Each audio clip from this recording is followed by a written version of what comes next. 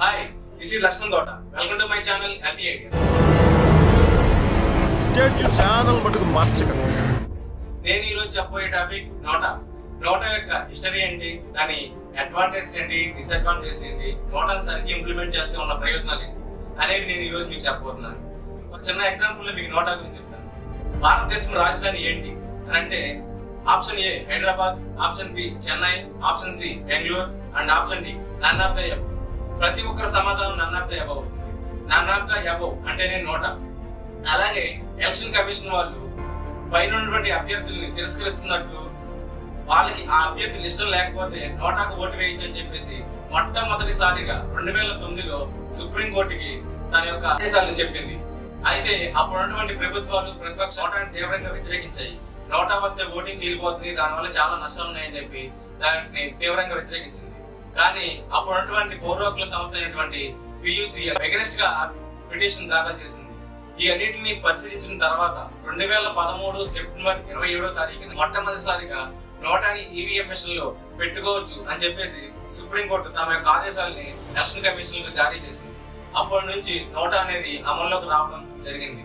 మొట్టమొదటిసారిగా ప్రపంచంలో 1976వ సంవత్సరంలో కాలిఫోర్నియాలోని శాంటా బార్బరా అనే కౌంటీ ఎన్నికల్లో మొట్టమొదటిసారిగా నోటాని ఉపయోగించడం జరిగింది. నోటా రాకముందు కూడా, అంటే మన రాజ్యాంగంలో నోటా రాకముందు బ్యాలెట్ బాక్స్ ఉన్నప్పుడు కూడా నోటా అనేది అమల్లో ఉంది. సెక్షన్ 40O ప్రకారం నోటా అనేది ఎప్పటి నుంచో అమల్లో ఉంది. కాకపోతే ఈ ఈవీఎం మిషన్ రాకముందు బ్యాలెట్ బాక్సుల్లో ఎవరైతే ఎన్నికలు నిర్వహిస్తున్నారో ఆ ఎన్నికల పోలింగ్ బూత్ కి వెళ్లి ఆ ప్రిసైడింగ్ ఆఫీసర్ దగ్గర ఫామ్ 17A అనే ఒక పత్రాన్ని తీసుకుని దాన్ని ఫిల్ చేసి ఆ క్యాండిడేట్ ని తిరస్కరిస్తున్నట్టు సంతకం చేసి బ్యాలెట్ బాక్స్ లో వేయాల్సి ఉంటుంది.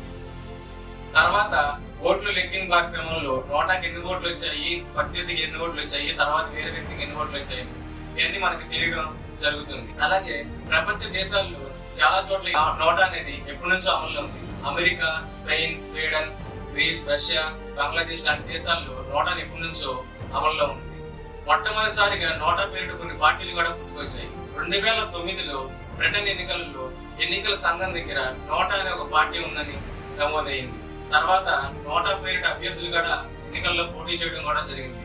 నోటా యొక్క అడ్వాంటేజ్ ఏంటి మనం తెలుసుకుందాం. నోటా వలన ముఖ్యమైన అడ్వాంటేజ్ ఏంటంటే నెగిటివ్ ఓటింగ్.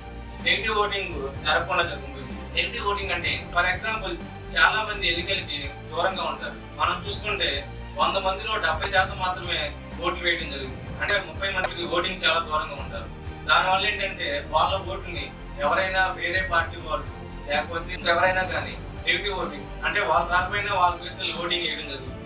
దీనివల్ల ఏంటంటే ఒక పార్టీ కలవస్తే వేరే పార్టీ కలుగుతుంది, వేరే పార్టీ కలవస్తే ఇంకో పార్టీ కలుస్తుంది. అందుకని చెప్పేసి ప్రభుత్వం నోటాను తీసుకొస్తే ఎవరైతే క్యాండిడేట్స్ వాళ్ళకి ఇష్టం లేకపోయారో వాళ్ళ నుంచి తప్పించుకోవడానికి, ఎలక్షన్ యొక్క రిజల్ట్ పెంచడానికి, లేకపోతే పర్సంటేజ్ ఆఫ్ ఓటింగ్ పెంచడానికి ఈ నోటా అనేది తీసుకురావడం జరిగింది. నోటా రాకముందు 17A అనే ఫామ్ ని నింపి దాన్ని బ్యాలెట్ బాక్స్ లో ఇవ్వడం వల్ల తర్వాత ఎలక్షన్ రిజల్ట్ వచ్చిన తర్వాత ఎవరైతే గెలిచిన అభ్యర్థి ఉన్నాడో లేకపోతే ఓడిపోయిన అభ్యర్థి ఉన్నాడో వాళ్ళ నుంచి ఆ ఓటర్ కి ఎటువంటి ఇబ్బంది లేకుండా ఉండడానికి, వాళ్ళ నుంచి ఎటువంటి హాని కలగకుండా ఉండడానికి, ఆ పర్సన్ యొక్క డీటెయిల్స్ బయటకు వెళ్లకుండా ఉండడానికి ఈ నోటా అనేది చాలా ఉపయోగకరంగా ఉన్నాయి. డిసడ్వాంటేజ్ ఏంటని తెలుసుకుందాం. నోటా వల్ల సామాన్యులకు కానీ ఓటర్కి కానీ ఎటువంటి ఉపయోగం లేదు.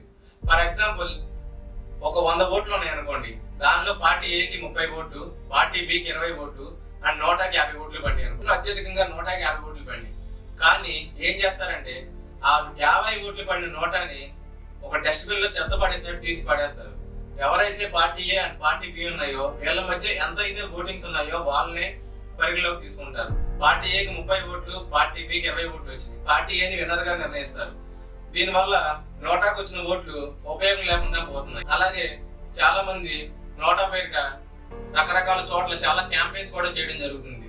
మన భారతదేశంలోనే కోల్కతాలోని సెక్స్ వర్కర్స్, అలాగే ఒరిస్సాలోని కోందమాల్ గిరిజనులు వాళ్ళ ఓటుని నోటాకని వేస్తామని చెప్పేసి ఎప్పటి నుంచో విస్మించుకుని కూర్చున్నారు. దానికి గల కారణాలు ఏంటంటే రాజకీయ నాయకులు మారుతున్నారు తప్ప పాలన మారట్లేదు, వాళ్ళ యొక్క బతుకులు బాగుపడట్లేదు అని చెప్పేసి తమ ఓటు హక్కును నోటాకు వేయడం జరుగుతుంది. నోటాకు ఓటు వేయడం వల్ల ఆ పర్టికులర్ నియోజకవర్గంలో కానీ లేకపోతే ఆ క్యాండిడేట్ పార్టిసిపేట్ చేస్తున్న ఆ ఏరియాలో కానీ నోటాకి అత్యధికంగా ఓట్లు రావడం వల్ల ఆ క్యాండిడేట్స్ మంచి వాళ్ళు కాదు అని ప్రపంచానికి తెలిసే విధంగా ఉంటుంది. వాళ్ళ యొక్క ఫీడ్బ్యాక్ బాగోలేదు, తర్వాత ఎలక్షన్ లో వాళ్ళు తీసుకోవద్దు అని చెప్పడానికి నోటా అనేది చాలా ఉపయోగకరంగా ఉంటుంది.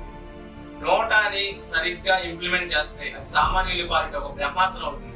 దానికి గల కారణం ఏంటంటే ఇందాక ఏ బి అండ్ నోటాకి తీసుకున్నాం కదా, నోటాకి 50 ఓట్స్ వచ్చినాయి. దాన్ని పరిగణలో తీసుకుంటే వీళ్ళిద్దరి కన్నా నోటాకి అత్యధికంగా ఓట్లు వచ్చినాయి. అప్పుడు వీళ్ళిద్దరి యొక్క అభ్యర్థాన్ని క్యాన్సిల్ చేసి వాళ్ళని ఆ ఎన్నికల కమిషన్ వాళ్ళు ఆ ఎలక్షన్ నుంచి పక్కకి పంపించి వేసి ఆ పార్టీలకి సజెస్ట్ చేసి ఎవరైతే కరెక్ట్ గా ఉన్నారో, ఎవరైతే సమాజానికి న్యాయం చేయగలుగుతారు అనుకుంటున్నారో వాళ్ళు మాత్రమే ఎన్నికల్లో మీరు నిలబెట్టండి, అప్పుడే ప్రజలు వాళ్ళని ఎన్నుకుంటారు అని చెప్పి ఎన్నికల కమిషన్ ఒక రూల్ తీసుకొస్తే అప్పుడు ఆ ఎలక్షన్ కి అయ్యే ఖర్చులు కూడా ఆ పార్టీలే భరించాలని ఎలక్షన్ కమిషన్ చెప్తే నోటా వల్ల సామాన్యులకు చాలా ఉపయోగకరంగా ఉంటుంది. కొత్త తరం నాయకులు వస్తారు, సామాజిక సేవ చేయగలిగే నాయకులు వస్తారు, ఒక మంచి నాయకత్వం వస్తుంది, సామాన్యుల పాలిట అది ఒక వరంగా ఉంటుంది. అందువల్ల నోటా అనేది చాలా ఇంపార్టెంట్ అవుతుంది. దాన్ని ఇంప్లిమెంట్ చేస్తే సమాజానికి అత్యధిక శాతం మార్పు తీసుకురావడానికి ఎంతో దోహదపడుతుంది.